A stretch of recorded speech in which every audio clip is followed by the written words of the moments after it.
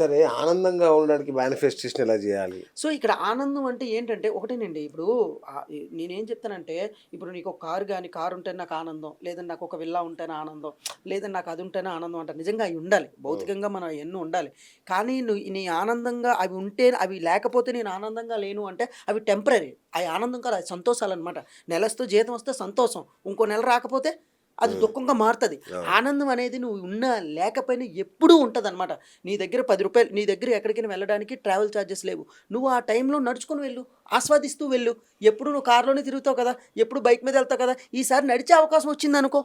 Okay. Okay. So, ఆ! దాన్ని కూడా ఆనందించు. ఈరోజు ఒక పూట తిన్నావు. ఇంకో పూట తినలేదు. నీ పేగులకి రెస్ట్ దొరికిందనుకో. అవి వావ్! ఎప్పుడు హ్మ్. ఫుడ్ పెట్టేసి అది బాధపడుతున్నాయి. ఈరోజు భగవంతుడు నాకు ఉపవాసం ఇచ్చాడనుకో. ఓకే. ఏమిచ్చాడు? ఉపవాసం ఇచ్చాడు. అది కూడా అది అది దానికి రెస్ట్ దొరికింది. దానివల్ల నీకు ఆరోగ్యం వస్తది. సో, నేనేం చెప్తానంటే మేనిఫెస్టేషన్‌లో ఇప్పుడు చాలామంది నీకు రావట్లేదని దుఃఖంలో ఉంటారు. అవును. నేనేం చెప్తానంటే నువ్వు ఒక పని చేస్తున్నావు. ఇప్పుడు నువ్వు స్పీడ్‌గా కార్‌లో ఎళ్తున్నావండి. మీకెప్పుడైనా వేరే సెకండ్ థాట్ వస్తదా? 120 స్పీడ్‌లో ఎళ్ళేటప్పుడు? రాదు. అలాగే నువ్వు ఏదైనా ఒక పని ఎంథూసియాజంగా చేసేటప్పుడు దుఃఖం రాదు. హ్మ్. నువ్వు ఖాళీగా ఉండేటప్పుడే దుఃఖం అనే ఆలోచనొస్తది. అవును. అలాగే నువ్వు మేనిఫెస్టేషన్ చేసేటప్పుడు నువ్వు దాని కోసం ఎదురు చూడక, నీ పని నువ్వు చేసుకొని ఎళ్ళిపో. ఓకే. కర్మణ్యేవాధికారస్తు మా ఫలేషు కదాచన. అంటే ఏంటిక్కడ? నువ్వు పని చేయడంలో నిమగ్నం అయిపో. అంతేగాని నువ్వు అది ప్రాసెస్‌ని ఆనందించు. హ్మ్. నువ్వు ఏదైతే చేస్తున్నావో అంటే ఔట్‌కమ్ అదొస్తేనే ఆనందం అని కాదు.